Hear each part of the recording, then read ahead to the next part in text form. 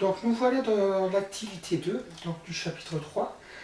Ici on vous donne des fonctions, donc f, mais attention, f majuscule. Je vous ai bien précisé en cours qu'il fallait bien respecter les majuscules et les minuscules. Donc une fonction grand F, une fonction grand G, une fonction grand H et une fonction grand J. Donc les dérivés de ces fonctions-là, vous les connaissez, sauf celle-ci que je vous ai donnée en avant-première parce qu'on n'a pas encore fait le cours sur le logarithme népérien. Donc ici, pour dériver grand F de x, on écrit que grand F' de x donc, est égal à 2x. Ça, il n'y avait pas de problème, vous avez tous trouvé. Ici, g' de x est égal à 3x au carré. H' de x est égal à exponentielle de x. Et j' de x, ça c'est une nouveauté, on vous avait dit que c'était 1 sur x. Voilà. C'est pour ça que c'est défini sur 0 plus infini ouvert. Et puis, logarithme népérien, je vous avais dit qu'on ne pouvait pas calculer le logarithme népérien d'un nombre négatif. Donc forcément, c'est sur 0 plus infini. Voilà. Donc l'opération qui consiste de passer de f à f', ça s'appelle la dérivation. Et l'opération qui consiste de passer de f' à grand F, ça s'appelle recherche de primitives. Donc ici, dans ce sens-là, ça s'appelle la dérivation. Vous avez appris ça en première. Par contre, dans ce sens-là, ça s'appelle la recherche de primitives.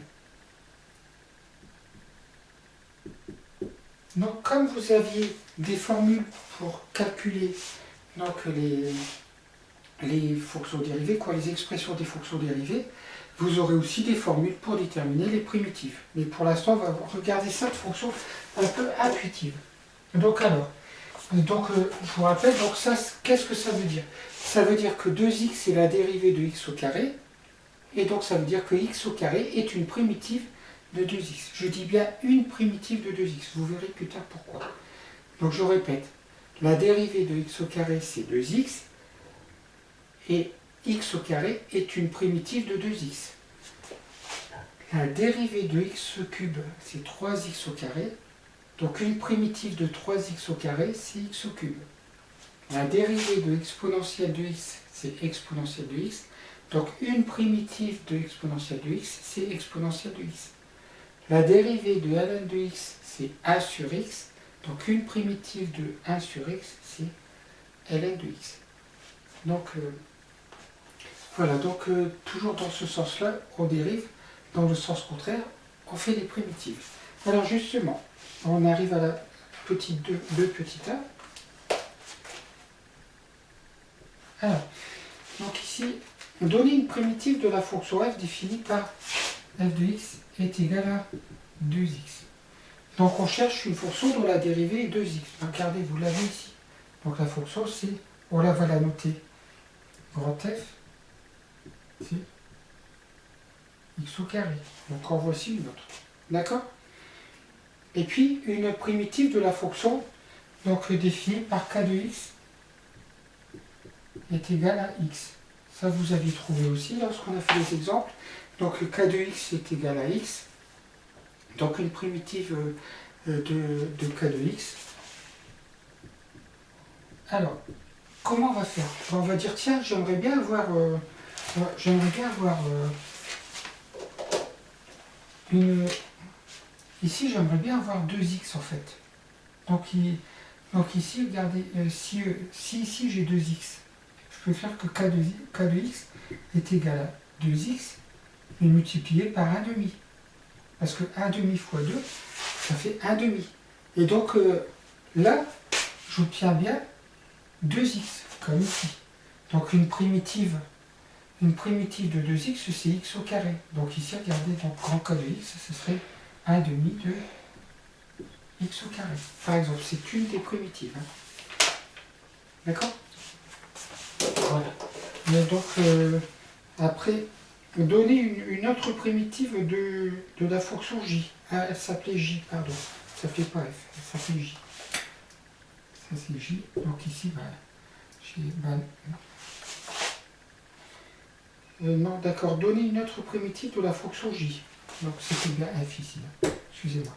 Donc c'est la question petit b. J et 2K. Donc ici on a J, oui 2K, d'accord. Donc J, une primitive de la fonction J, c'est laquelle?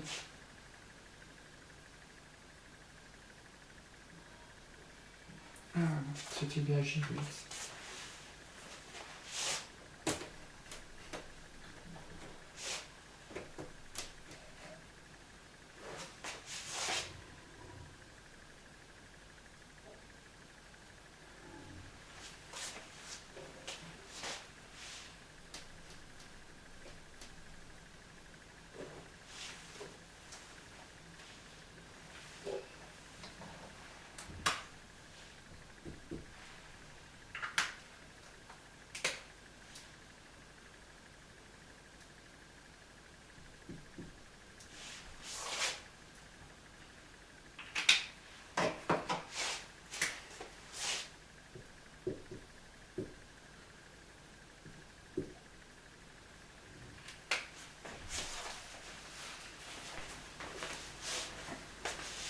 Donc nous sommes à la question petit b. Donnez notre primitive de j de x. Donc là, j'ai coupé la vidéo parce que j'avais, sans mes lunettes, j'avais vu que c'était j, ici en fait que c'était i.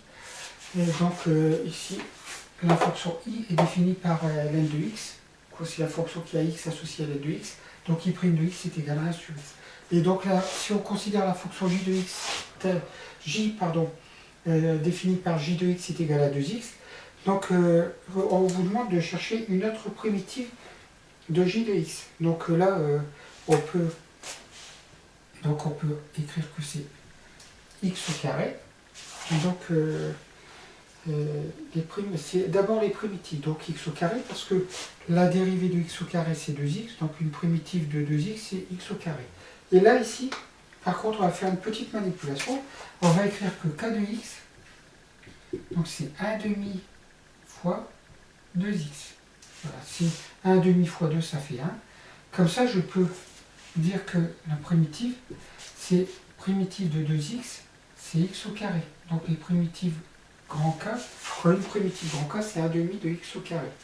Et alors, dans la question petit b, donnez une autre primitive de j et de k. Donc une autre primitive de j, donc on pourrait écrire grand j de x, ce serait par exemple x au carré moins 3. Pourquoi? Parce que la dérivée de x au carré, ça fait bien 2x, et la dérivée de moins 3, c'est 0. Donc j est aussi une primitive, cette fonction j là, est aussi une primitive donc de x au carré moins 3. Et une autre fonction k que j'aurais pu trouver aussi, c'est par exemple le grand k de x est égal à 1 demi de x au carré plus 725 par exemple. Voilà. Donc qu'est-ce que ça veut dire? Ça veut dire qu'il y a une infinité de primitives. Elles diffèrent toutes par une constante. Ici, à la place de plus 725, j'aurais pu mettre moins 3883, et puis là, j'aurais pu mettre plus racine de pi, ou n'importe quoi, du moment que j'ai un nombre réel ici. Voilà. Donc, alors, déterminer une primitive pour la question petit c. Donc, déterminer une primitive de la fonction p définie par p de x est égal à 3x au carré. Donc là, c'est un p minuscule.